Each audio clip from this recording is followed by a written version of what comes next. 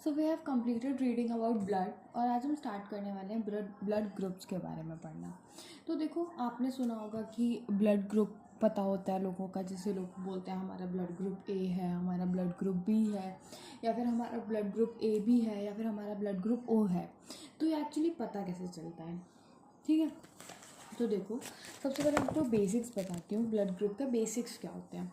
तो देखो, ये आपकी आरबीसी है, ये क्या आपकी आरबीसी है। यदि आरबीसी की सरफेस पे आपका ए एंटीजन प्रेजेंट है, देखो एक होता है एंटीबॉडी, एक होता है आपका एंटीजन।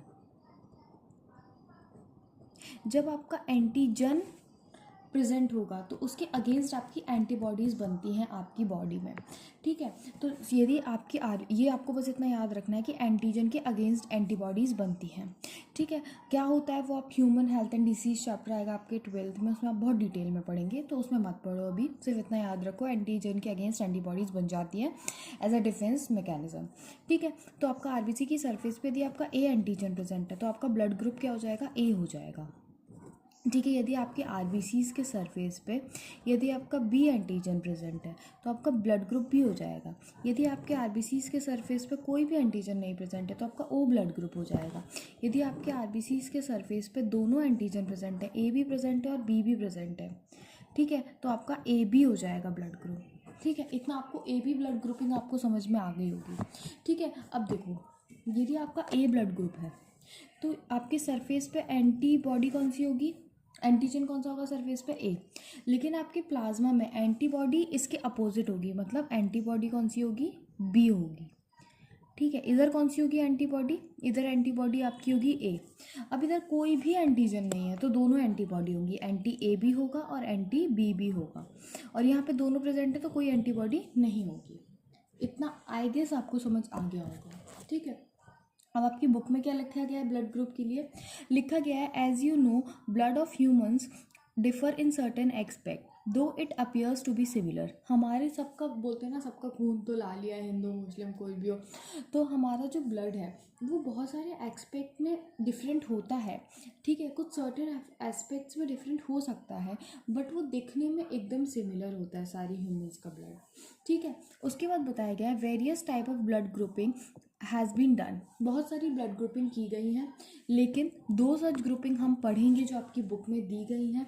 वो है आपका ABO blood grouping and Rh blood grouping. कौन कौन सी, ABO blood grouping and Rh, ये वाइडली यूज़ होती है ओवर द वर्ल्ड। सबसे पहले मैंने आपको बताया एबीओ ब्लड ग्रुपिंग, ठीक है। जो मैंने अभी आपको एक्सप्लेन किया था वो एक्चुअली एबीओ ब्लड ग्रुपिंग था। इसमें मैं आपको यूनिवर्सल डोनर और यूनिवर्सल एक्सेप्टर का कॉन्सेप्ट भी एक्सप्लेन कर देती हूँ इसी के थ्रू। तो क्या होता है, देखो, अब देखो ओ में क्या है, ओ में एंटी ए भी है, एंटी बी भी है। तो यदि ये किसी से भी ब्लड रिसीव करेगा, सपोज ये ओ वाला कोई पर्सन है, इसके पास एंटी ए भी है, इसके पास एंटी बी भी है। यदि हमने इसको ब्लड ग्रुप ब्लड दिया किसी ए वाले का, तो ए वाले के पास क्या होगा, एंटीजन होंगे ए के अगेंस्ट, तो क्या हो जाएगा, एंटीजन एंटीबॉडी रिएक्शन हो जाएगा इधर, ठीक है। एंटीबॉडी है, ये एंटीबॉडी ए भी है, एंटीबॉडी बी भी है।